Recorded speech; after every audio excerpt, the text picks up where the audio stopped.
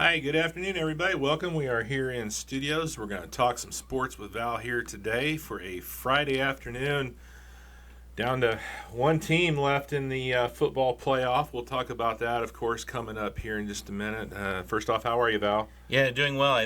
That one team left means different things to different people. If you're a Pioneer fan, you've just got to be A little bit on ecstatic. on cloud nine that you're the one team that's left. Yeah. That we're talking about today, because going into last week facing an undefeated team on the road and then doing what they did. Yeah, they didn't just beat them. They Yeah. beat them down. Yeah, I mean, running clock the entire second half. That's Yeah. just amazing, and yeah. we'll talk about that one here. And meanwhile, a heartbreaking end for Rochester and a kind of an up and down season that ended for Tippecanoe Valley, and then Culver kind of ran into a little bit of reality when they faced the number one team in the state, North Judson. It was 40-0 after the first quarter. Yeah, no big surprise up at Cavalier Field there with that one, and we'll get into that here a little bit more in depth here in a minute. But also, and a lot of interesting girls basketball results just this first few days of the season. Yeah, girls basketball season. Everybody has at least one game under their belt except for Pioneer and Culver. Pioneer will get that first game tomorrow morning, and Culver will get their first game next week. So we'll talk about that as well. And one thing, it's not really sports related, that I wanted to talk about a second here before we get going. I was heading home Tuesday night after the Lions Club meeting, and I was driving through downtown Rochester, and I was just very impressed. Obviously, it's getting dark really early now, right? So it was dark, but I was impressed with the number of shops and stores and restaurants that were open and the number of people that were downtown Rochester on a Tuesday. I think there's a little bit of a renaissance coming in Rochester. I think downtown is, you got to give credit to the, Downtown Partnership Alliance. You got to give credit to the Chamber of Commerce, Fedco.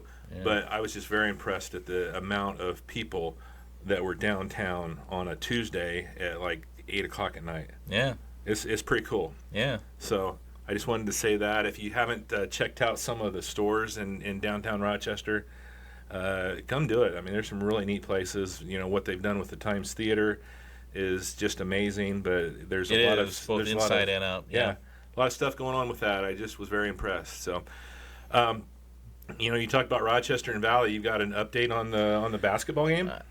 There's really no news to report still. We haven't heard yet. So again, there's no news. I don't know if no news means good news or no news means bad news. But again, with practice starting on Monday, we still don't have anything to report. Not on any schedules that we've seen. Yeah. So I don't know.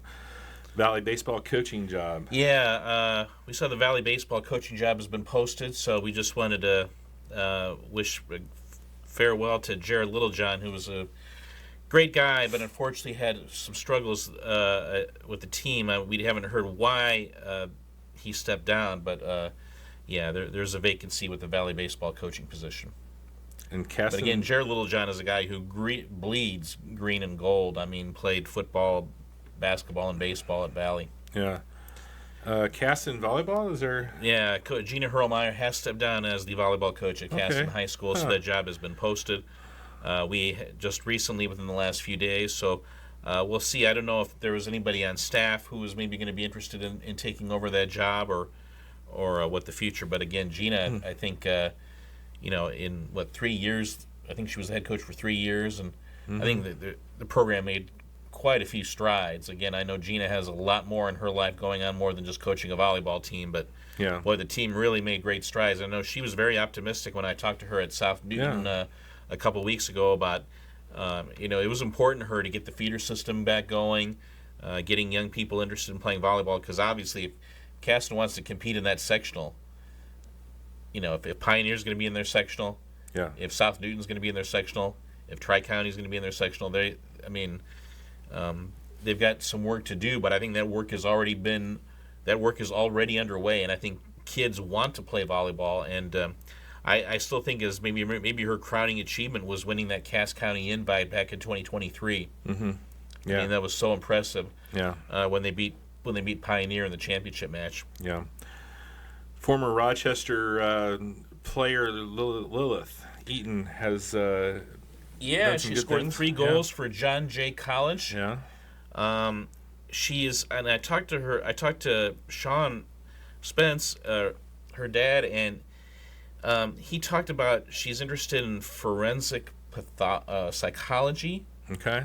kind of like what Jodie Foster did in Silence of the Lambs. Yeah. Yeah. She's interested in. That's what fascinated her about John Jay College. They have a program in that. So yeah, she's studying and playing soccer in New York City. Yeah. And and not only playing soccer, but playing soccer well. She scored 3 goals already on the season for John Jay. Being in New York, that'd be a good place to study psychology because there's all kinds of them up there. Yeah. The IHSA Executive Committee meeting is today. Okay.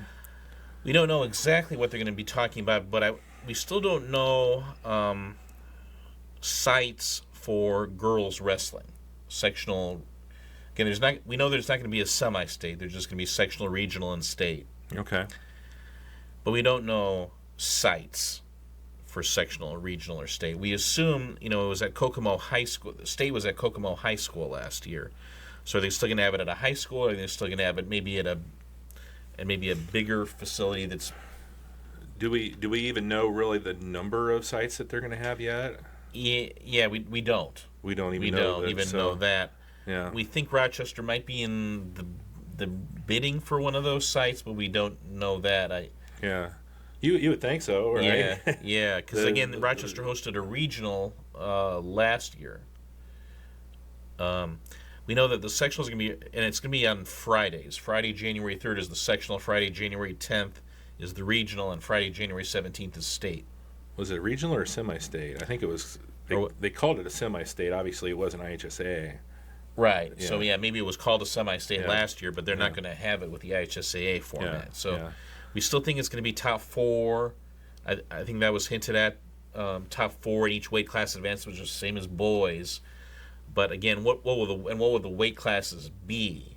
Right. Because it's not going to be the same as the boys, obviously. So Right. So we still have some things to learn about the girls wrestling, but we don't know that they're going to even talk about that. We assume they're going to be talking about that. But we don't know what yet. And just wanted to mention the boys basketball and boys swimming practice starts on Monday. Yeah. So we've got, again, the Valley boys swimming program is, and now they get their own pool. Yeah. They don't have to travel to Warsaw. Should it be another sensational year for the Valley boys swimming program? Marcus Smith, what a career he's had, and he's a senior now. It just seemed like yesterday he was a freshman. Mm-hmm. And meanwhile, Rochester, kind of the start of a new era. We talked with Cal Stone. He told us that they're practicing at Pioneer High School this year. No Jake Cipher. He graduated. Cal raved about the people at Pioneer and how easy they've been to work with. As for the schedule, it's an all-road schedule. Mm-hmm. Everything's on the road this year. So they don't want to have a home pool. So they won't have meets at Pioneer, considering those to be home meets and anything like that? Correct. Okay. All the meets on the road. Okay. So that's going on. And then boys basketball-wise, again, can be, who's improved since the end of last year? We didn't have a sectional champion in our area last year. Mm-hmm. I would say it seems like if there's one program where there's a lot of excitement as we get going, it's probably Rochester. Yeah. Given that their 3 best players from last year, Drew Bowers, Tanner Reinertz, and Owen Prater, are all back. Yeah. And they're all seniors. Yeah. And I assume X is going to be back this year. He didn't play last year. We obviously. assume. Yeah. And that was a pretty deep team as it was last year. I mean, not only is the senior group exciting, but the junior group is really exciting with kids like Jonas Kaiser, Grant Clark, Carson. Yeah. I mean, it's an exciting time to be a Rochester fan. Having then obviously the new coach at Argus with Nick Kindig taking over. Yeah. New coach at Culver with Drew Mawson taking over. So it's going to be it's an interesting time for a lot of boys teams in the area. I know Drew Mawson was really excited about the incoming freshmen he had, but how many will be ready to go right away? Yeah. Caston, again, hit hard by graduation, so we'll see what they look like. Yeah. And with Pioneer, nobody named McKegg on the team. Yeah. Yeah. There's a McKegg who's coaching the team, but Yeah. not a McKegg as a player on the team. Yeah, they had a move in that I think will help them a lot. I was talking to Mia's mom at the scrimmage on Saturday, and his dad is the principal at the elementary school, Quinlan. Mm-hmm. Keep an eye on him. Okay. She thinks they'll be okay. I mean, they're not gonna probably contend for sectional, but obviously post Drew. Mm-hmm. But she thinks they'll be okay. Yeah.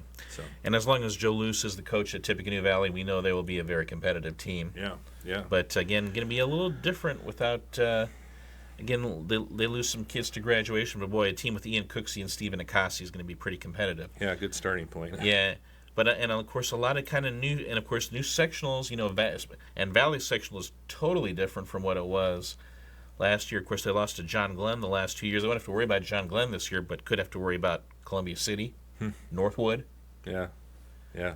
I mean, some formidable teams. Yeah, Northwood makes noise in the state run pretty much yearly. Right, and the sectionals at Northwood this year. Yeah. Rochester's in a sectional with Manchester. I mean, Gavin Benton, a senior this year. There's going to be Manchester's probably going to be the team that's a lot of people are going to be looking at, but that's also going to put kind of a target on their back, and that's going to be and the Zebras, could they be one of those teams that kind of surprises people? Did a couple of the really good shooting guards that were around him, did a couple of those graduate? Or are they still there? No, the Hendricks kid is still there. He's still there? Yeah. Okay. Yeah. That was always the scary part about, Manchester, was the fact that it was a good inside out. Yeah. Yeah. So, yeah, that'll be interesting. We'll talk more, obviously, as the weeks progress here. We get closer to the season when you get a chance to talk to the coaches. And of course, Coach Springer's starting his second year at Winnemac. Right. We had one team left in a volleyball tournament last week, the Culver Lady Cavaliers, and you were there at Frankfort. Unfortunately, it was the exact opposite of what happened in the regional. They had a 2-0 lead, and South Newton able to get sets 3 and 4 and come back and kind of dominated set 5 a little bit, didn't they? 15-7, yeah. Yeah, it was 22-25, 22-25. 25-16, 25-21, 25-21, 15-7. Yeah. But if Culver had a chance to close it out, it was in that fourth set when they were up 17-15, and you just you get a sense sometimes when you're in the gym like this is big. And South Newton went on I think a 7-1 run to go up to 22-18, and you could tell Andrea Barrett thought it was key because she used both of her timeouts during that run. She felt like she needed to get that to stop, and they just couldn't get it to stop. Heartbreaking loss, but it was just really cool to see the whole Culver community there. And as the girls walked out of the locker room after it was over, I mean, they were all there to give them. They all retreated to the bowels of the stadium at Case Arena to give them a nice ovation. But boy, they were close because you could tell. And we talked about this last week. I mean, South Newton had never won a regional before either, and you could tell that they were feeling the nerves those first 2 sets. Yeah, yeah.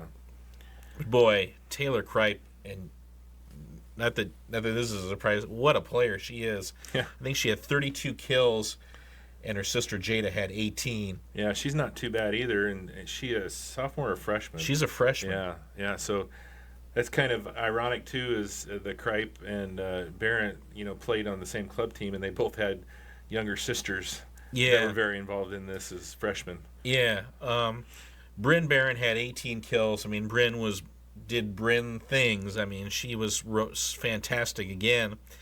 But if there was a girl who really stood out for Culver as just playing out of her mind, it was Livy Overmeyer. Mm-hmm. She was absolutely tremendous. 9 kills, 4 blocks. I mean, she was in the middle of all the blocking. I mean, I think she stuffed Taylor Kripe once. I mean, she was everywhere, and she would, after playing maybe more of a defensive role in the Marquette Catholic match, she was really more aggressive in this match, and it was fun to watch. Yeah, she's been kind of an unsung hero in this tournament run. I mean, her serving has just been on point the whole year, but. Yeah, she's been a great player for the Cavaliers. And another girl who played extremely well was Meredith Gordon. She had 4 big kills, and Meredith she's kind of an underrated hitter. Yeah. And not only that, but she could hit from the opposite. She could hit from the right side, and that was something that it was almost like that would come out of nowhere, just well-timed attacks. And I think had South Newton on their heels a little bit. One thing is South Newton, their passing got a lot better as the match went on, and I talked with Coach Laura Robbins of South Newton afterwards, and she talked about that. They were really shaky in those first 2 sets, just handling Culver's serving, but got a lot better at that as the match went on. He said their serving wasn't the greatest either to start with. Yeah, 4 service errors in that first set, and I think 3 or 4 more in the second set. Yeah. Just serving all over the place. You could tell the kids were just getting frustrated. They were like, they would serve and the ball would float long, and they would, you could tell they were getting frustrated, but got better at it as the match went on. Yeah. So congratulations, obviously. I actually picked up about that point in that 4th set where you were talking, where I think they were up 17-15 as we were leaving the scrimmage there in Couts. And I was like, okay, this is good. They're competing. I didn't have the backstory, though, that they had went up 2-0. And this was, when they lost that 4th set, I was like, okay, this is 2-2, but the momentum obviously was strictly on the South Newton side at that point. Yeah. Set 5 was just, unfortunately, the wheels kind of came off for the Cavaliers. And South Newton also had a 6-foot middle named Madison Bollinger. Yeah. And she's a weapon as well. Yeah. I saw her at that the sectional match. Yeah, and she moves pretty well. They ran some slides for her. Yeah. She's legit 6 foot too. Yeah. Yeah. So, unfortunately, the Cavaliers' season comes to an end, but, boy, it sounds like they're all going to stay on the hardwood, and from what you've said, their numbers are spectacular coming out here for basketball. Absolutely, yeah. So we'll talk about that, too. They're going to be getting their season underway. Is that next Thursday? Is that the next Friday against Friday North Miami, a home conference game to start things off. Yeah, because the first 2 games were canceled, so they go right into conference play with new conference rival North Miami. So we'll talk a little bit about that here as we go. And then, in the championship match, Faith Christian, they're coming off of a 1A girls soccer state championship. Yeah. Now they're going to state for volleyball as well. I mean, what's going on? They won state in soccer on Friday, and they made it 2 state in volleyball on Saturday. Yeah, that's a good weekend. That's a really good weekend. I mean, and they had never won a regional before in volleyball prior to this year. Now they won regional and semi-state. Yeah. I do want to give a shout out. He's probably not going to watch this, but Dave Ungaro, the girls soccer coach, he was always very involved with the legacy courts over there in basketball, coaching, helping out with things over there. And so known Dave for several years. He's been the coach at Faith Christian for 17 years, I think. Is that what it was? He's been there for a long time. Just a really great guy, and he always, was very, interested in helping the girls in basketball. Whether it was his kids or not, he was always trying to make everybody better. So, congratulations to Dave. I mean, that's great, to see him to get that championship. So, all right. Anything else here before we take a break? Nope. All right. Let's take a quick break here. We'll come back and we'll talk about that Rochester sectional game down in Eastern when we get back. Now more than ever, your business needs fast and reliable internet. Whether you're hosting a meeting, printing invoices, or keeping inventory, your business deserves the best internet speeds to keep everything running smoothly. And to get the best speeds, you need a fiber connection. Here at RTC, we have the solution for you. Contact me, Steve Stricker, to see how we can best serve you, or you can also visit us online at rtc1.com. At Webb's Family Pharmacy, we strive to provide our community with a better alternative. We respect the many choices our patients have when it comes to healthcare needs. When they choose us, we go above and beyond to offer them personalized service and care that will consistently remind them of why we are a superior choice to other pharmacies. Pharmacy care should be proactive when possible, should be customized to patient needs, should strive for better health outcomes, should help manage costs. At Webb's Family Pharmacy, our mission is to provide the pharmacy care you deserve. Say hello to a whole new world of growing possibilities with Nutrien Ag Solutions. Let the experts at Nutrien Ag Solutions help you realize the highest crop yield with the most sustainable solutions possible. Stop by their local location just east of Fulton or call at 574-857-3555 or visit online at www.nutrienagsolutions.com to see how Nutrien can help you. Community State Bank has maintained a tradition of service since opening our doors in May of 1930. For the past 90 years, we've been dedicated to developing personal relationships in all the communities we serve. Offering both personal and business accounts, Community State Bank is your local friend and neighbor. Stop by any of our local offices to set up your accounts today. Online at csbnetbank.com.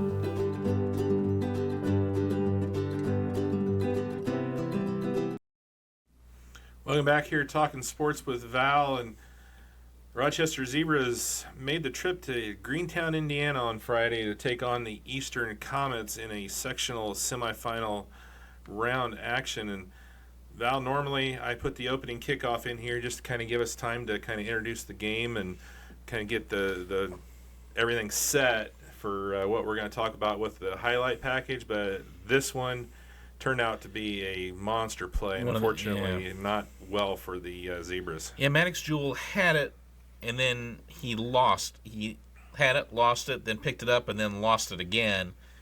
And Greentown or Eastern recovered at the Rochester 16-yard line. That was Tar, the freshman, who recovered the fumble. I saw it. I've seen it like 2 or 3 times. It's still hard to say if the ball was knocked out of his hands or if he ever really even had a grip on it. I think he might not have even had a good grip on the ball. Yeah, so 2 plays. They start off in the red zone, and 2 plays later, Eastern has a 7-0 lead. Isaiah Pickett runs in for a touchdown that makes it 7-0.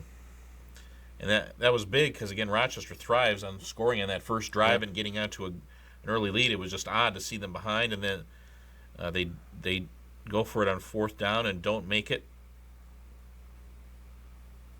They do get the ball back. They forced a punt, but it was 7-0 after the first quarter. This was the first play of the second quarter. Brant Beck going in off the left side. That made it 7-6, and then they would go for 2. And boy, Trenton Meadows ran in untouched there, and Rochester had their first lead at 8-7. But back comes Eastern. Yeah, on 1st and 20, they get a huge completion there. The flag was against Rochester, so the score counted, and back the other way go the Comets. Yeah, so Eastern leads 14-8.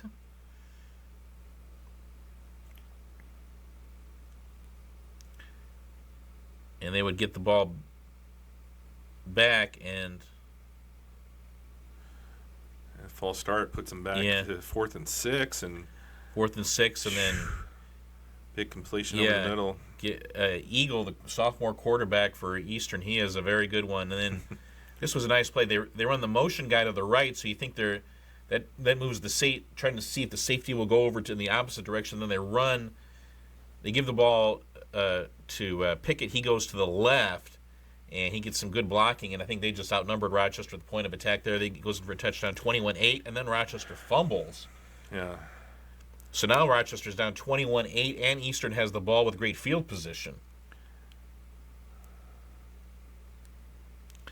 But Rochester, that bad snap really kind of helped kind of quell the momentum a little bit.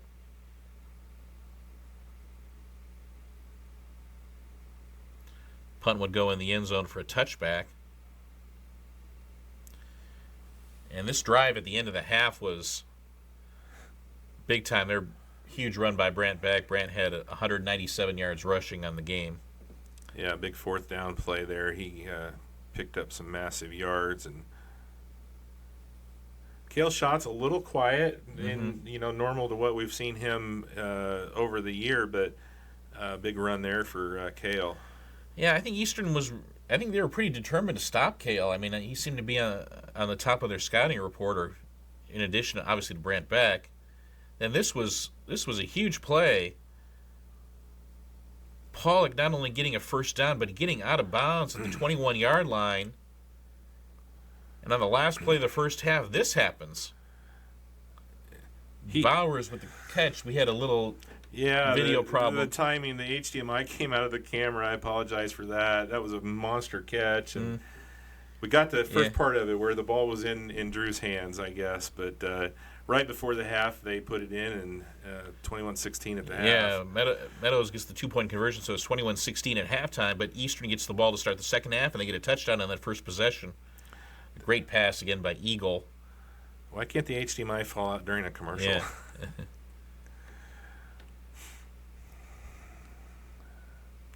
Another fourth down, and Eastern takes over on downs, and it was 28-16 Eastern at the end of 3 quarters. I was impressed with Eastern's offense, but their defense was what was very impressive. Yeah. Held Rochester on 3 different occasions, I think, on fourth down. 2. 2? Yeah.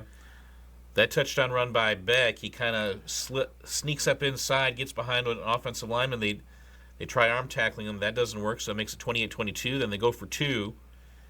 And the 2-point conversion pass from Pollock to Meadows is good. He catches it just in front of the pylon. Yeah, that was a pretty play. 28-24. Yeah.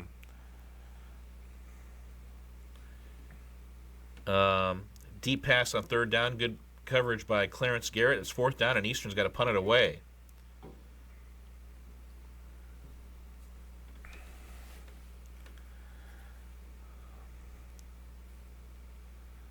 So they do get the conversion there, and just do get the first down on that 4th and 2 play back. Even better cartwheel at the end for Yeah. Brent.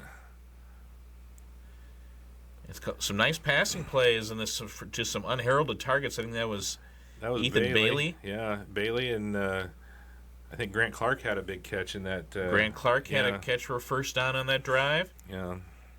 And you can tell Eastern was maybe starting to tire a little bit on defensively for as well as they had played.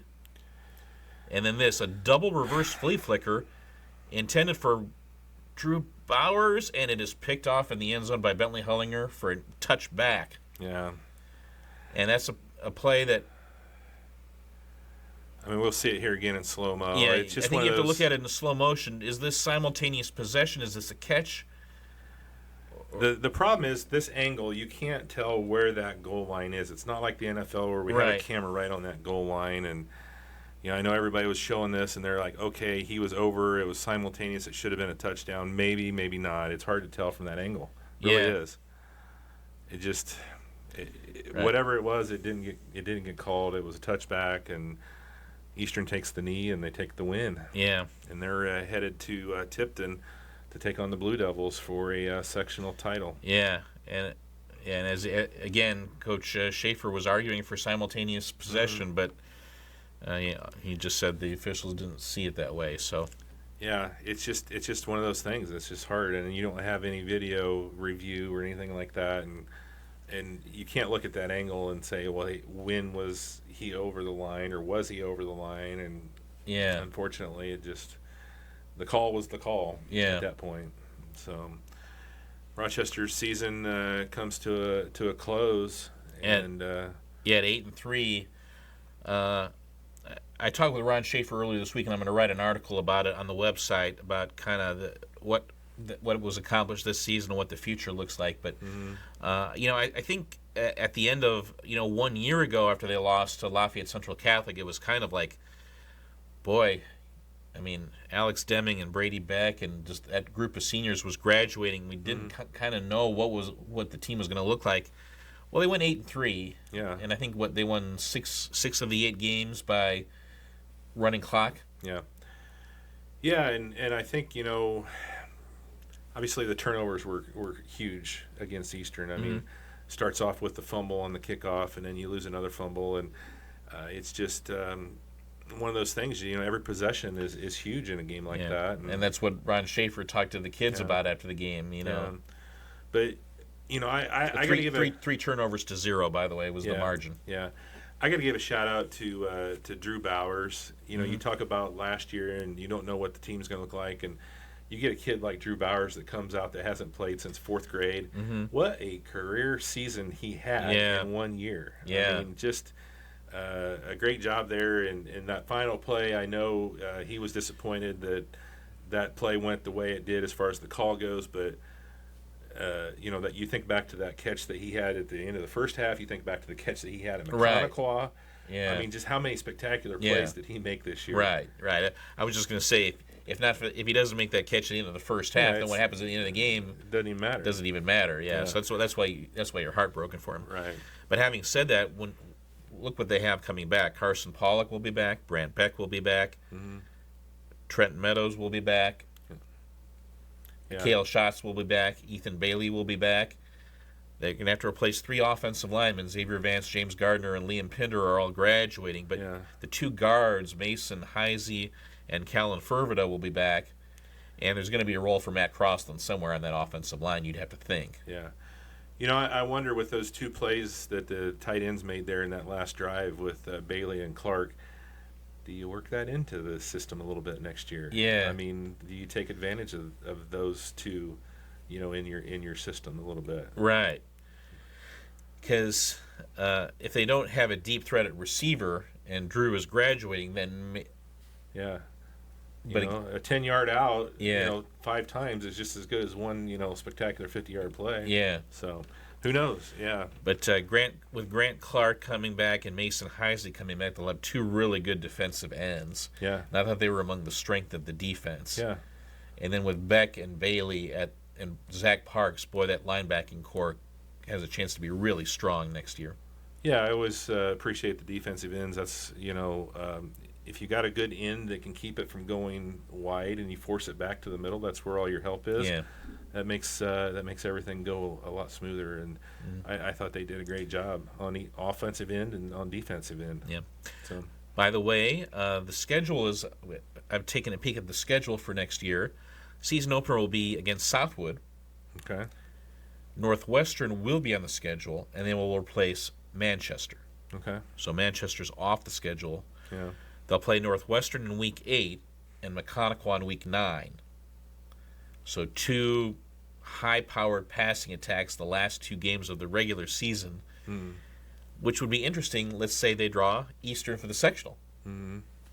Yeah. That would help, you would think. Yeah. Yeah. Get you ready for that type of an offense. Yeah. Because they're going to be back too. Right. They got a lot of their kids that are on that highlight film that are going to be back next year. Right. So, Exactly. Yeah. Including their quarterback. The Hullinger kid who had the interception, he's just a sophomore. Yeah. Yeah. And Eagle's just a sophomore as well. Yeah. And Pickett is just a junior, their running back. The running back, yeah, he is a strong kid. Yeah. Wow. Yeah. Good player. Yeah. All right. Well, they'll put a bow on the Rochester Zebras for this year for football, and we'll obviously come back and hopefully we'll see what happens next year. It should be hopefully another good year. Again, I mean, for the job that Ron Schaefer's did is just it's really amazing because they were 0-8 the year before he arrived. They have won 30 games in 4 years. Yeah. Yeah. So, see what happens there. So, congratulations to the Zebras on a great season. Yeah. Wish we were covering a game for them tonight. Yeah. But yeah, we love talking to the kids. Those post-game conversations were always a lot of fun. Yeah. So moving on here, the Rochester Lady Zebras got their season underway last night at North Judson. Always an entertaining game when the Zebras and the Blue Jays face off. And last night was no different. Right. Now, the way things started, it didn't look like it was going to be an entertaining game. It looked like the Lady Z's were going to run away. But having said that, I think we kind of thought, I'm sure there was, a thought that North Judson was going to make a comeback at some point. But boy, Rochester was just really sharp right out of the gate.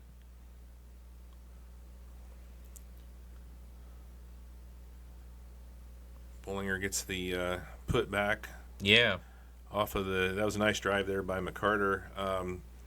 I tell you what, obviously you know as well as anybody that was watching that game, the sophomore Braylon Hunter, boy, was she impressive last night. Yeah, and again, Coach Burris, when I talked to him actually over the summer, he had talked about the improvements that Braylon had made, and she was just really sharp.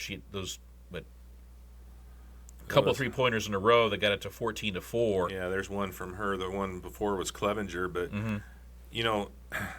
they go off to an 11-4 lead. The 3 of those, 9 of those points were from the 3-point line. Yeah, and there's the other one. That's the second one from Hunter. Braylon, I talked with Braylon after the game. She said she had worked on her shooting form during the.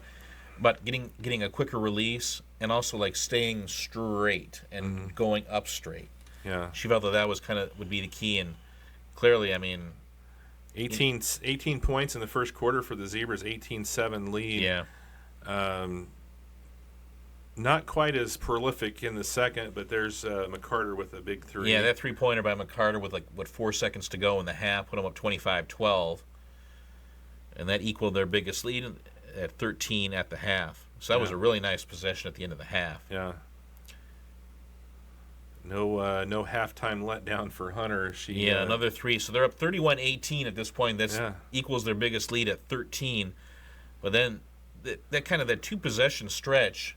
Yeah, this is the second. North Judson gets 7 quick points. A three-pointer by Shiloh DeBoard, and then a 4-point play by Kaylin Tunis. Yeah. And they got it down to 31-25 in a hurry.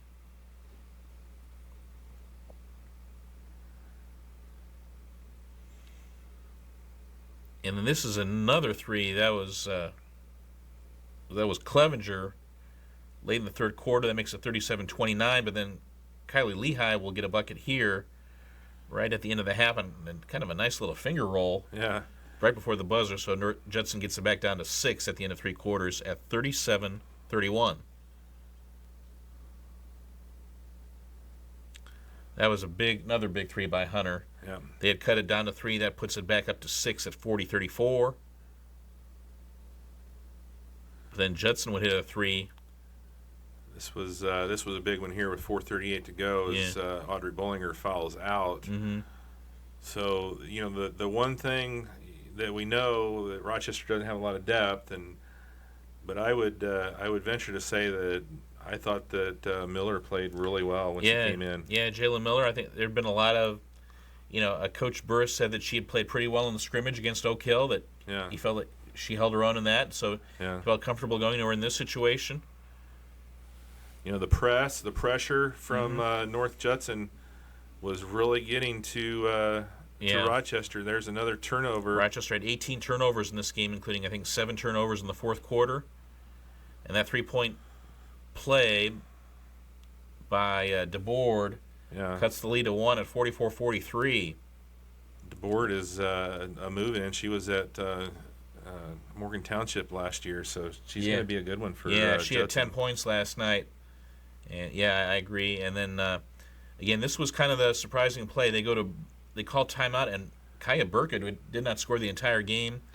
Miller with a monster rebound right there for Rochester. She misses, and Miller gets the rebound. Rochester gets a timeout. Again, they worked the ball up court. It was kind of an adventure to get it up court, but eventually Clevenger would get fouled. She would hit 2 free throws. With not the biggest scoring game for Riley. I think she had 8, but she had 2 threes that were monsters, and then the 2 free throws, obviously, for Rochester. Ended up sealing that one, and they get a road win. Yeah, we didn't get a chance to ask Coach Burris if he was thinking about fouling up 3, but they don't foul. Tunis gets a 3-point look, but it was about a 25-footer. Wasn't a terrible look, but it was a little bit deep. Tough shot, and it does not go, and Rochester wins 46-43. Yeah. Remember, they lost by 1 at home last year to North Judson. They lost by 2 at North Judson 2 years ago. Yeah, like I said, it's always entertaining when Judson and Rochester get together. And first time since Coach Burris took over the program that they are 1-0. Yeah. And they got a game coming up tomorrow night at home, opening up their home part of the season, taking on the Caston Comets, who we'll talk about in a minute. They struggled to put the ball in the basket last night against West Central. Obviously, super young team for Coach Douglas. Right, but again, talking with Joel Burris afterwards, he has great respect for Maddie Douglas and what she can do to affect a game. But by far, Rochester's going to have the experience advantage in this game. I mean, Caston's going to start. Maddie Douglas is a sophomore, and I think they're going to start 3 freshmen in addition to her. Yeah. I know at one point late in the game I was watching as I was heading home, and it was towards the end of the game, but they had 4 freshmen and Maddie. So they've got a bright future, but it's just going to be one of those years that's going to be a little bit of a up and down and a little bit of a struggle. Yeah. And then at North Miami on Wednesday, that's a North Miami team that beat Western 68-46 the other day. I don't think this Western team is the Western team that they had last year. Right. new coach, and they were hit hard by graduation, Right. very hard. Right. But still, they put up 68 points on the board, and Laney Musall only had 19. Yeah. But that means they got 49 points from other players. They've got Caden Donaldson and Grace Saylor, so they're very athletic in that front line, and that'll be an interesting to see how Bollinger and McCarter deal with North Miami's front line. Yeah. And they're young too, but they're they're playing a lot of freshmen and sophomores, but they're getting contributions as well. Yeah. Because their volleyball team is pretty young, and I kind of like what I saw from their volleyball team. So it sounds like Coach Curtis has, he's a first-year coach, and it sounds like what he's imparting, and he's kind of an offensive guru, and I think he's done a good job kind of imparting some things to them. So I'm really looking forward to seeing them, and they're going to be at home for that game. Yeah, first-year head coach, but he's been in the program for, I think this is his 4th year. Yeah. So yeah. he knows the kids. That's the he thing. Does. Yeah. So there's really a lot of continuity with Coach Working leaving, but still some pretty good continuity there. Yeah. And then next Saturday at Northwood, Northwood might be the best team on Rochester's schedule. Yeah. I mean, a team that made it to semi-state in Class 3A last year. Yeah. And a very bright young coach in Taylor Burkhart. He's not that young anymore. He's young to me. Yeah. Everybody's young to us. Yeah. But Taylor's he's just done an outstanding job at Northwood. Yep. All right, let's take another quick break here. We'll come back, talk some more sports with Val here in just a moment. Stop on by to Inyards Hardware for all your home project needs. With a broad selection of garden supplies, tools, and paints featuring brands like Milwaukee, Diablo, and their newest paint line Valspar, you can be sure that Inyards will supply you with the most top-rated equipment. And if you need something for a quick job, check out Inyards Rental Selection to get you going. Stop on in at 1619 Main Street, Rochester, or call 574-223-4920 to see how Inyards' friendly staff can help you. At First Federal Savings Bank, you can bank on the go. With the First Federal Savings Bank mobile app, you can check account balances, transfer money, view account history, deposit your checks, and pay your bills. If you want your mobile banking done easy, download the First Federal Savings Bank mobile app today. The app is available for both Apple and Android phones and tablets. Just type in First Federal Savings Bank in the search bar and look for the white star with the green background. Kriskins Pools and Spas is your local contractor for all your pool and hot tub installation needs. With a wide selection to choose from, Kriskins is sure to hook you up with exactly what you need no matter what your budget is. To learn more about our services, visit KriskinsPoolsandSpas.com, call 574-857-3100, or stop on by at 7448 Liberty Avenue in Fulton to see how Kriskins can help you. Mike Anderson in Rochester is here to set you up with a new set of wheels. From coming on the lot to driving off in your new dream car, Mike Anderson strives to give you the smoothest dealership experience. Not only that, but Mike Anderson in Rochester is here to lend a hand with their service center to keep your ride running. Stop on in for a test drive or call today at 574-223-2711 to see how Mike Anderson in Rochester can steer you in the right direction.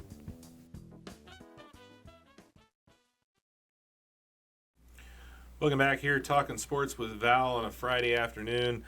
Tippecanoe Valley home for the second week in a row in the tournament, but unfortunately they fall 42-13 to a very, very good undefeated Garrett squad. Yeah, I talked with Coach Stephen Moriarty earlier this week, and I'm going to write a kind of a season in review article about Valley as well. Mm-hmm. And I asked him what impressed you most about Garrett, and the first two words out of his mouth were offensive line. Yeah, they really controlled the line of scrimmage, and had over 330 yards rushing against a Valley team that really prides itself on stopping the other team's run. And I mean, Garrett had three different running backs have over 90 yards rushing, and two of the three had over 100. And they have a really good quarterback in Calder Hefty, who's a running quarterback. But that Cam Rubel, he does for Garrett what Brock Durf does for Valley. He's a hard-nosed fullback who is just very, very determined. And then that Alex Guzman, who's just a sophomore, he is lightning fast. And they needed to keep Guzman from getting off a big run. Well, he got off a big run for a touchdown. And it was just Valley got up to a terrible start. They were down 22-7 after the first quarter. It was 30-7 at halftime, and that's just you're asking a lot against that Garrett defense to come back from that big of a deficit. Wanted to give a shout out to Wes Parker. Had a big 58-yard touchdown run. Had 99 yards for the game against a really good defense. And Owen Omandi had a kickoff return for a touchdown in the fourth quarter. Yeah. Looking forward to seeing him next year. He's just kind of an electric type of player. Yeah. Yeah, had a really good year. So, and Hunter Stage really came on at quarterback as the year went on, but did throw a couple interceptions last week. Yeah, he'll be back. So some things coming back for Coach Moriarty, and good year, 7-4. Obviously, the new conference. They wanted a challenge with the conference, and they got it. They got it. Yeah. And they went 2-3 in the conference, but I think there's definitely appreciation of the challenge that you got every week in that conference. So we'll see how they adapt. I think there's just a lot of excitement in the program, especially I know in the 7th grade because Coach Moriarty has a son in the 7th grade. So that's kind of the next big group. You have to wait a couple years for that. But I know, again, with the way the program is and the culture of the program, it's just hard to imagine any kind of dip anytime soon. If anything, this was the dip. Yeah. And they went 7-4. 7-4 with it. Yeah. Now they've added Plymouth to the schedule. Plymouth replaces Wawasee, so next year's season opener at Plymouth. And Plymouth is they're kind of back. Yeah. They're finally they had a good year themselves. Yeah, they lost to Warsaw. Mishawaka last week, but Plymouth had a good year. Yeah. So Valley's first 3 games next year at Plymouth, at Rochester, at Hammond Morton. They like those 3 or 4 road games in a row. I mean, they had that this year with conference games. At least they'll have more than one home conference game next year. Right. Next year they get 4 home conference games. Yeah. So they'll get Knox at home. They'll get LaVille at home. They'll get Jimtown at home. Is McLaughlin a senior? They'll get Bremen at home. No. He's just a junior, isn't he? That's what No, he's just a junior. Gosh. And he's already broke most of the Knox rushing records. Somebody put some video up. By the way, somebody check out Facebook. There was some video of McLaughlin, some of those runs he made last week against Griffith. Yeah. He is ridiculous. Just ridiculous. It's like video game stuff, isn't it? Yeah. Yeah. I mean, it just seems like it was like an action movie, just like guys diving at him and Jim just like, it's crazy, and he's not like overly big. Yeah. I mean, he's just a great runner. Yeah. It's just amazing. Yeah. I didn't think he was a senior. That's crazy. Yeah. So anyway, but again, the schedule will be a little bit more favorable in that Valley will get 4 home conference games next year. But again, that sectional, we found out this, again, I remember when the sectionals came out, it was like, ooh, there's one private school, Fort Wayne Concordia. Well, they were kind of a non-factor all year in the SAC. It was really Garrett and West Noble who really kind of dominated things. And look who's playing in the sectional final tonight. Garrett at West Noble. Yeah. Garrett is 11-0. West Noble's 10-1. West Noble's one loss was to Garrett. Right. 17-6.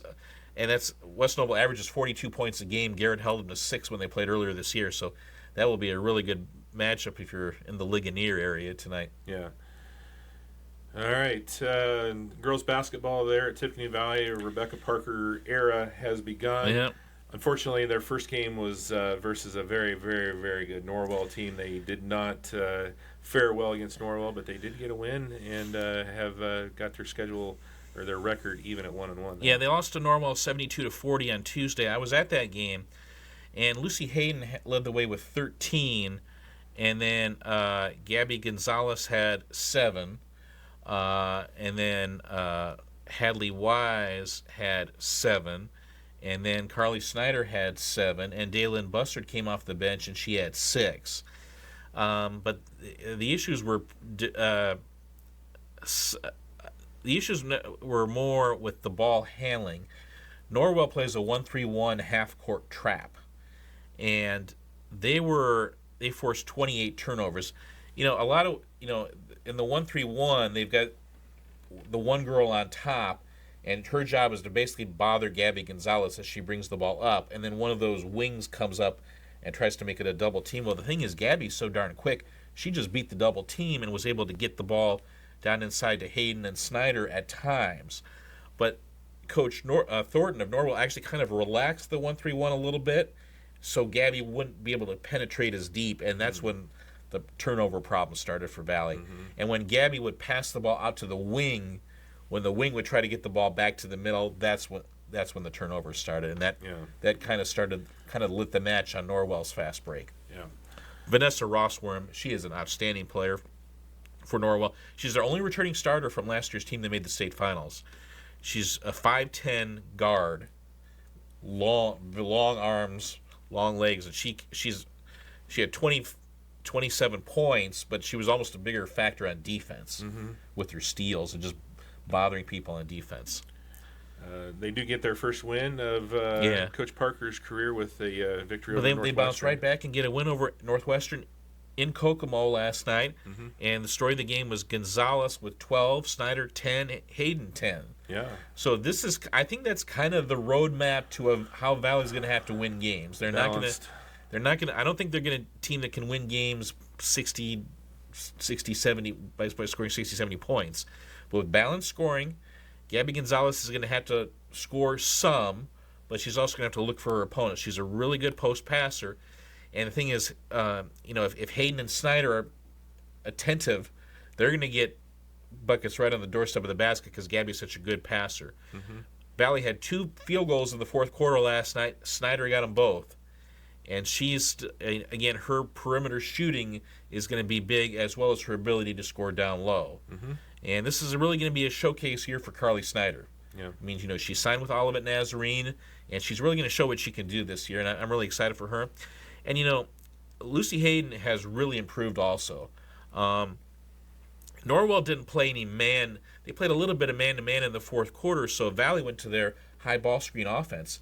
And Valley really got a little bit of a rhythm when they went to that, when Lucy gets that high ball screen on whoever Gabby's guarding, and then they can set up the pick and roll and get Lucy loose for down in the block.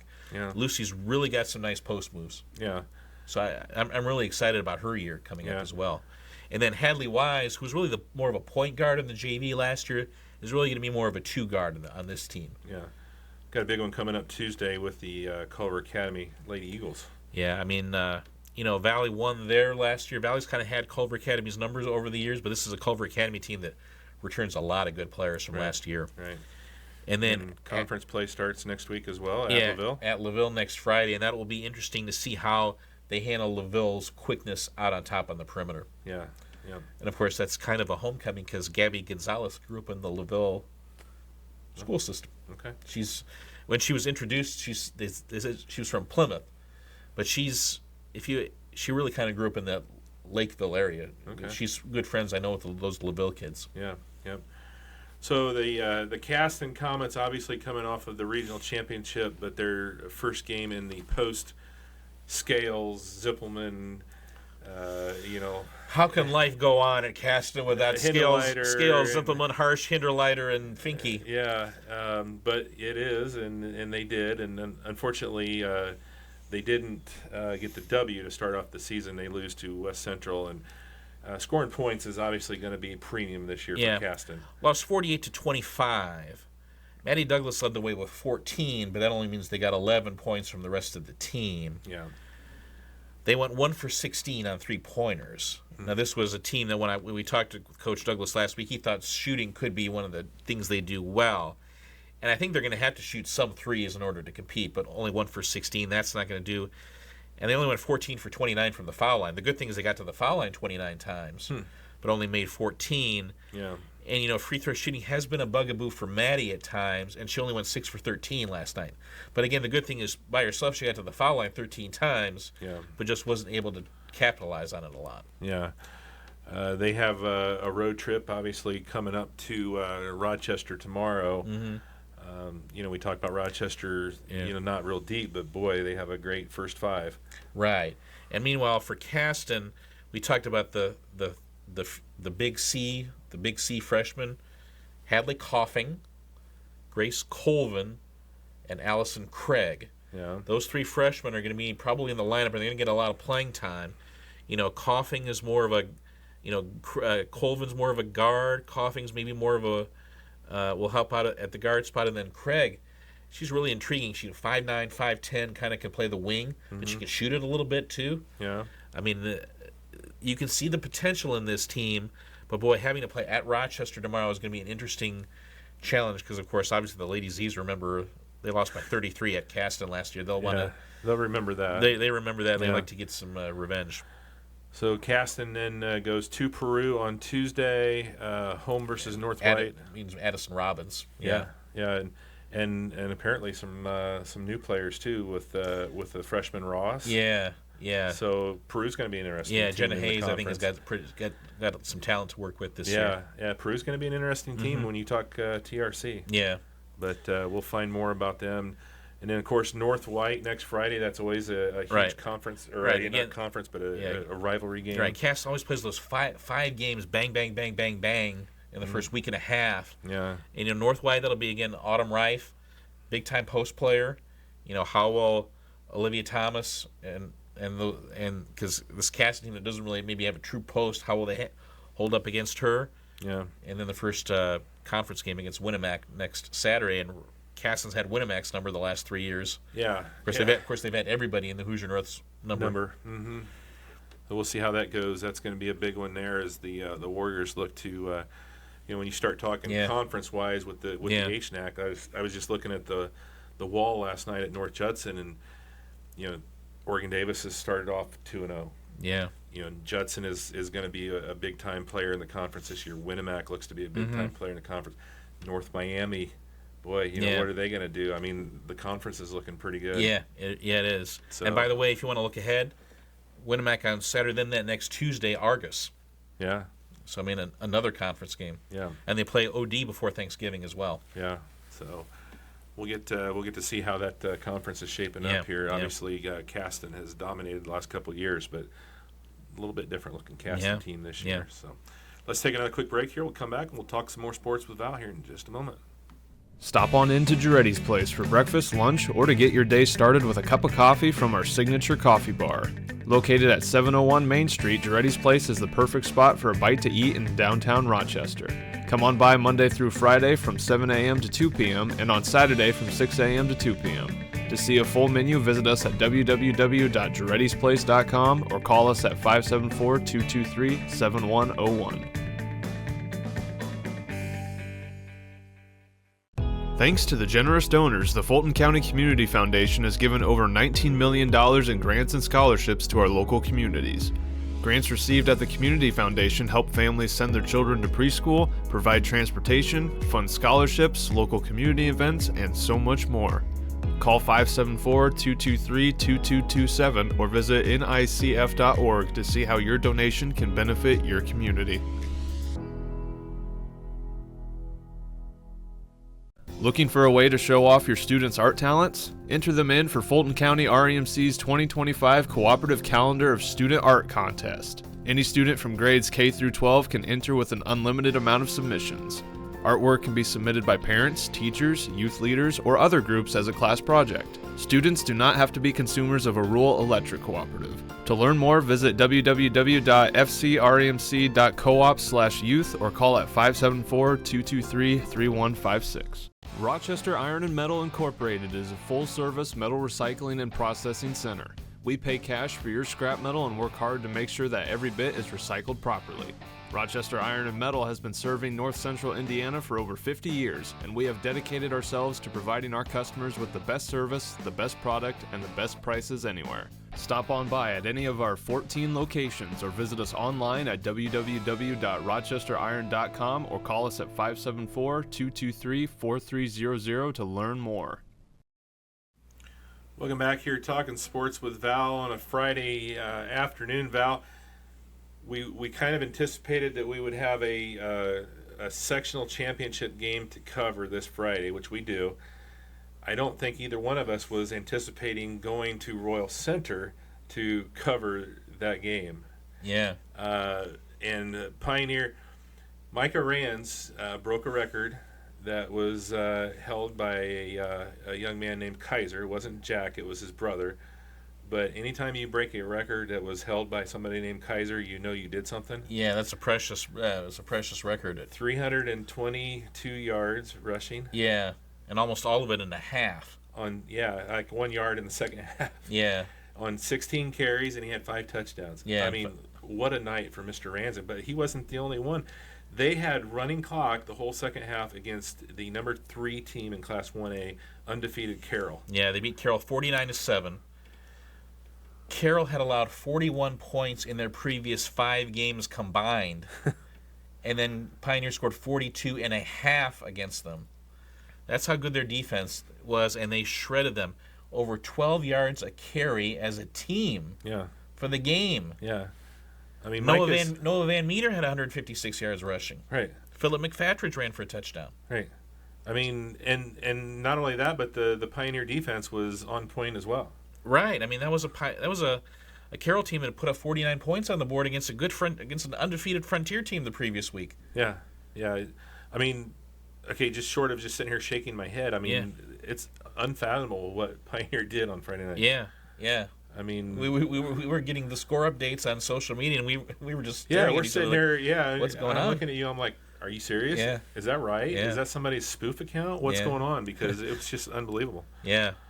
So Pioneer gets a home game finally. They were on the road the first 2 weeks, so they get a home sectional championship, looking for their first sectional championship since 2020. Yeah. They haven't played in one since 21 when of course we were up there at LaVille that year when they lost to the Lancers. And that, when they lost that LaVille game, it felt like the end of something, kind of like the end of an era. Yeah, yeah. And now this is kind of what it's built back up to, and it's taken a couple years. Yeah, it's taken a couple years. They had that 22 year. Well, the 22 year obviously was rough. Yeah. Only a couple wins that year, but last year they kind of got things back in line a little bit, and then here we are. And what do we know about Taylor? Coming into the sectional championship. Well, it was funny. We never thought we'd be at Royal Center. I'm not sure Taylor thought they'd be playing in the game either. This is their first sectional final since 2006 for Taylor. Yeah. And they've never won a sectional title in football, ever. Yeah. So, imagine what this game means to them. They'd scored 30 or more points in a game only once in their last 25 games coming into the sectional. And that was against Fort Wayne Blackhawk, who was just starting out a program. I mean, even that was that impressive. Yeah. Then they 35 points on the board against Winnemac, beat them 35-12, and then last week against Tri-County, 32-6. Yeah. And that was a Tri-County team coming off a shutout against North White. Yeah. I mean, they're not bad defensively. Again, with Taylor, I think we talked maybe a little bit about this when we talked about Winnemac a couple of weeks ago. They have a quarterback named Jalen Wooten. He's a senior. He was not their quarterback at the beginning of the year. The quarterback at the beginning of the year was a guy named Javion Harris. Harris hurt his wrist or hand or something. Again, we don't follow Taylor on a weekly basis, so we're kind of, this is kind of secondhand. But he hurt it middle of the season, and he was out for about 4 weeks. And in week 9, he came back, and he was wearing kind of a cast or like an air cast on his hand. But he was playing, but he wasn't playing. But when he came back, he wasn't playing quarterback. They moved him as kind of a running back / slot receiver. But by week 10 against Winnemac, they had moved Harris. They had kind of changed things around again. Wooten and Harris were both seeing time at quarterback. They were almost from play to play they were switching. And, Harris is now this threat. He's everywhere. He's all over the place. Against Tri-County last week, he had 122 yards rushing. He had 75 yards receiving, and he had 49 yards passing. Mm-hmm. I've never heard of a guy doing all that. He did all of that in the same game. Mm-hmm. So he's going to be everywhere, and he's very fast. And they're going to design plays to get him out in the open field. And Wooten is a good running quarterback as well. And he's an accurate passer. But they're not the only weapons. There's a third guy, Keyshawn Galloway. He's a wide receiver. He had a 35-yard touchdown reception against Tri-County. He is a big-time receiving threat. 34 catches on the season. They're going to have to cover him somehow, or he could get loose as well. Mm-hmm. So this is a Taylor team that has 3 big play threats on their offense. But having said that, the most impressive part of their team might be their defense. They held, Winnemac had been playing really well offensively toward the end of the year. They held them to 12. And the Tri-County, their offense had been explosive, averaging well over 35 points a game. They held them to 6. Mm-hmm. And I talked with Adam Berry earlier this week. He goes, their defense is small, but they are fast. Yeah. Well, they're going to have their hands full tonight. Obviously coming off of a game like Pioneer had last week. they got to be feeling like they could run on anybody. Right. So that's, to me, that's the key to the game. Can this Taylor defense stop Rands from running around the perimeter? Because they got to be able to stretch plays east and west, and they can't let Micah go north and south. Yeah. And the thing about Micah Rands is he is very fast, but he's also quick. Yeah. I mean, you think you have him, and then he can do a little juke move, and he's gone. And he can get to full speed in 2 steps.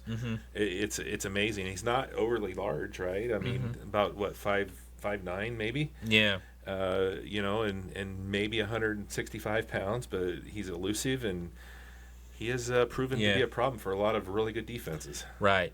And then meanwhile, can Eli Guffey just continue to Eli Guffey and J.J. Solano and Fletcher Smith, can they just continue to wreck things? All 3 of them have had great years on the defensive end for Pioneer. Can they keep those Taylor big play guys from getting going? Yeah. Well, we're going to be down there. We're going to have that one for you. We're going to cover the Panthers as long as they keep going. If they win, they would have either North Judson at home or they would be traveling to LaVille for the regional. So depending on who wins that LaVille-North Judson game, Judson has that one at home. Boy, they look like a team that's kind of got their eyes set on Lucas Oil. Right. I mean, and the thing is, when they beat Culver last week, and nobody had more than 6 carries. So they're going to be pretty fresh going into that LaVille game. We don't know for sure that they'll win, but boy, they're in good shape. It looks like. Yeah, and they beat LaVille in the regular season, but LaVille did hold them to their lowest point total, I think, of the year. Correct? Yeah, I think so. Yeah. So we'll be down there for that one as the Panthers host the Titans with the sectional title on the line coming up on IHSA TV. So looking forward to that one. Tom Shaw coming out of retirement. Of course, Tom, a Pioneer grad, coaching was on the coaching staff for a long time there when Kaiser was playing, and then helped out with Ashley Moore when she was calling games. So he's got a lot of experience. So looking forward to Tom. I've known Tom for about 20 years. About 30 years now. Jeez, known Tom for a long time. So great guy, and we're looking forward to Val and Tom with the call. Be down there producing with our Pioneer crew, and looking forward to that one. So Pioneer girls basketball looking to get their season underway. It's going to be a tough one. Road trip to Tri-County Saturday morning. No JV, so they're starting the varsity contest at 11 a.m. at Tri-County. One of the teams that's favored to win that sectional came within a point of winning it last year. So tough one to get the season started there for the Lady Panthers. Right, and the key is can Pioneer keep Tri-County's athletic wings? How will they be able to score on Tri-County's defense, because they're so long and athletic? Can they kind of get inside the defense and prevent Tri-County's length from being a problem? And then defensively, can they get stops? Can they force Tri-County to take shots outside the paint? It'll be an interesting one. Obviously, it's going to kind of be one of those gauges as we get down later in the season. How that game goes as far as when we start talking sectionals later in the year. Supposed to have a home game for the Panthers on Tuesday versus Southwood. Haven't heard that they've moved it, so I'm assuming that it's still going to happen. Southwood's volleyball season just came to a close last Saturday.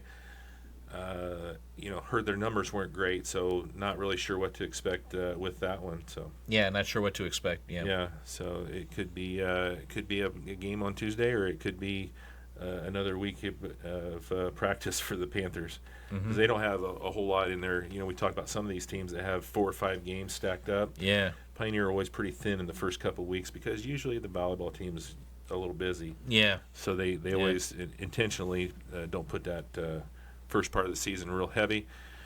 Another talking about Rebecca Parker era beginning in Valley. The Brian Jennings era has kicked off up in Argus as he takes over the Lady Dragons. They had a really, you look at the schedule, obviously you're like, okay, he gets to go to Bremen for game number 1, and it was what we kind of expected it would be. Yeah. Bremen returning a lot of girls off that sectional title team from last year, and they win by 40, but Argus bounced back and got a home win last night against Jimtown. Yeah, lost to Bremen 72-32. Lydia Lee led the way with 10, and Morgan Barkus had 9. But then I think the story was maybe Kinsley Kelly. I think she had 6. Okay. That's a good No, good. I think they want to get one of those sophomores to. If one of those sophomores can get off to a good start, I think that could really boost everybody's confidence. Yeah. So not so much of the scoring burden will be on Lead and Barkus.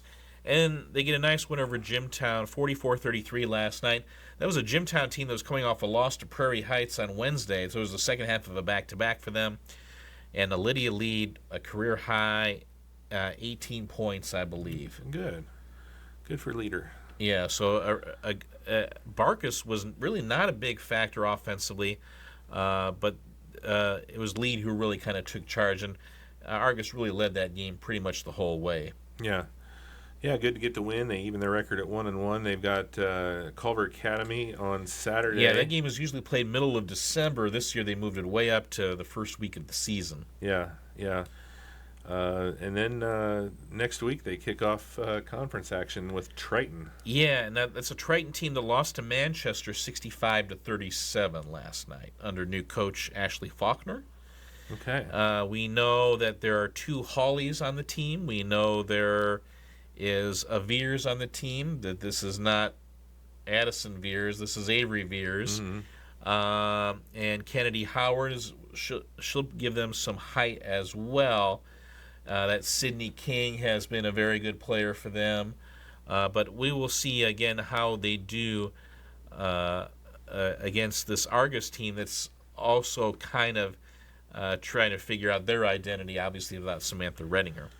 It'll be a little bit of a contrast in size there, because Argus does not have anybody basically with Grace Thomas out over about 5'8", and I don't think that Triton has anybody under 5'8". Yeah, I think Ellie Bolenbacher she only had she didn't have a great game against Bremen, but then came back and had 13 last night against Jimtown. I think Ellie's got to score for this team. Yeah, they're gonna need her to score if they're gonna be successful. Mm-hmm. Yeah.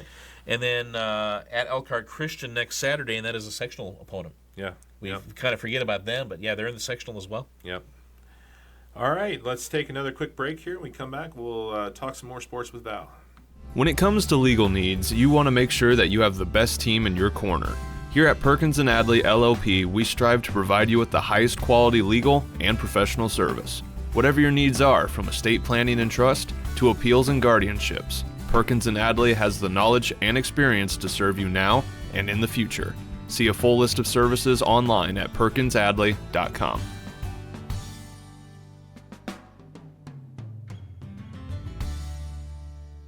Rochester Ford is your go-to for quality vehicles and automotive repairs. With our vast selection of vehicles to choose from, we're sure to put you behind the wheel of your dream car without compromising your bank account. And with every vehicle we sell, we offer a free lifetime oil change policy to be sure that your ride stays in tip-top shape even after you leave our lot. Come see us today at 119th East 4th Street, Rochester, or visit us online at rochesterfordonline.com. Fulton County REMC is proud to be offering great opportunities and programs for our youth in the upcoming year. These programs prioritize balancing fun with education, all in one unforgettable adventure. Right now, admissions are open for Camp Kilowatt for any youth currently in 6th grade, and for the youth tour for any current junior year high schooler. To learn more about these trips, visit fcremc.coop and check out our youth page, or call us at 574-223-3156. New Holland Rochester knows that farmers need equipment they can trust and rely on. That's why for over 125 years, New Holland has been innovating to develop the best and most sustainable products available for our customers. Check out our full fleet that includes our lineup of small compact tractors online at www.newhollandrochester.com, or stop in at one of our locations in Rochester or Logansport to see how we can serve you.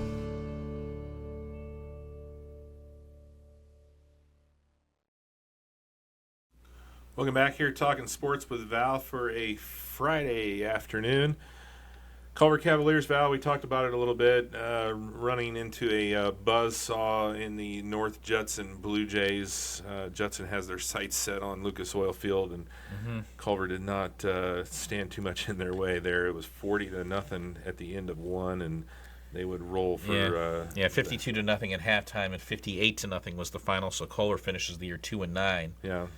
Yeah, and it's just in certain respects they made some strides this year, but struggled, I think, still in some of the defensive issues popped up again, especially later on in the year. They had that win over Attica in week 1, and they were so physically dominant in that game, and you were hoping, boy, let's see if this can translate to the rest of the season. It only did sporadically. Yeah.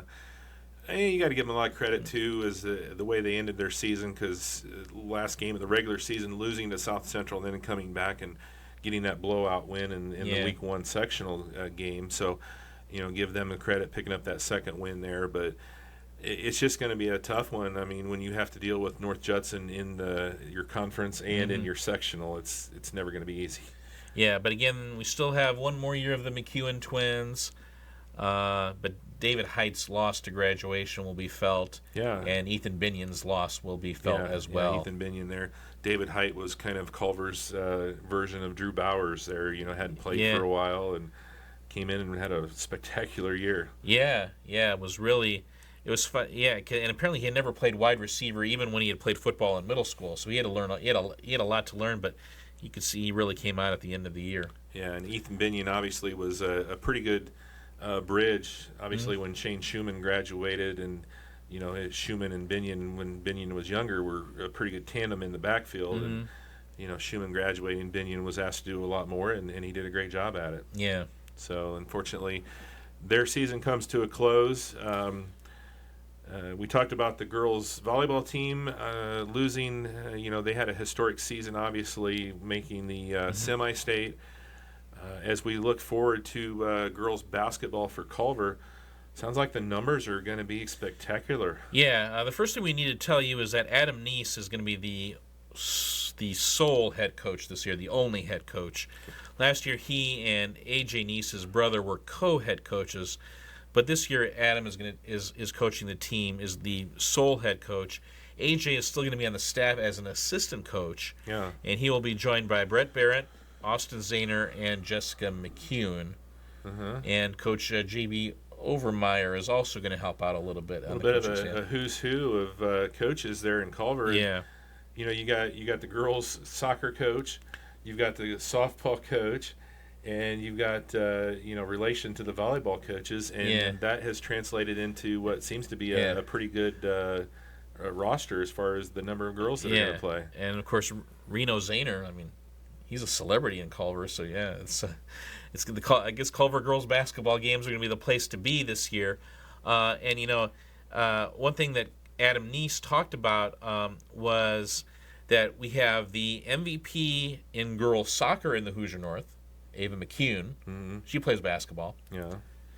We have the MVP in volleyball in the Hoosier North, and we're breaking news. Bryn Barron is the MVP in the Hoosier North in volleyball. That just came out. Okay. Not a surprise. We have her coming out for basketball, so we've got the two MVPs on the same basketball team. Yeah. Ashlyn Barrett is playing basketball. She's a freshman, so with her and McCune, you've got two freshman guards who could have a big impact right away. And then, but Culver's going to have some size too. So, with like a Brooke Davis, they're going to have some shooting with, a Brianna Schlemmer. Adam Neese says we've got 6 guards. But you go, and I was asking him, so who are the point guards and who are the shooting guards? He goes, I just view them all as guards. I don't really label them as a 1 or a 2. Yeah. He just views them all as guards who are going to have to help with the shooting and the ball handling. Yeah, and don't forget Amaya Williams, too. And then there's Amaya Williams, who's a senior this year. So with Williams and Davis, they're gonna have some size on the court as well. So it'll be interesting to see how they develop that chemistry over time. Because really, even though Bryn Barron didn't play basketball last year, she's really one of the more experienced players on the team. Oh, yeah. Yeah, and she's a very talented athlete as well, and she's got some good size as well. And so as we were talking about the Hoosier North Conference, maybe you got to throw Culver in there as like one of those teams that you just can't fall asleep on. I asked Adam Neese about Ashlyn Barron, and the first adjective that came out of his mouth was fiery. Yeah. He goes, you don't see many freshmen who are fiery like that. A fiery competitor. Yeah. And Ava McCune actually played not only did she play soccer, she played volleyball as well. She even got into the semi-state match against South Newton a little bit. Did she? Yeah, and you can see that she's just that good of an athlete. Yeah. That she just kind of once soccer season ended, she kind of moseyed on into volleyball. Moseyed. Yeah. But I mean, she did more than Mosey. I mean, she's just that talented of an athlete. I'm really curious to see what kind of role she plays in the basketball court. Yeah. And they're going to get a good test right out Yeah. of the gate as they host North Miami for their first one on Friday next Right, week. and that's assuming that North Miami football. I know this sounds weird. Assuming North Miami football loses tonight to Triton. If North Miami football beats Triton, that game will be postponed because North Miami will need to postpone it. Right.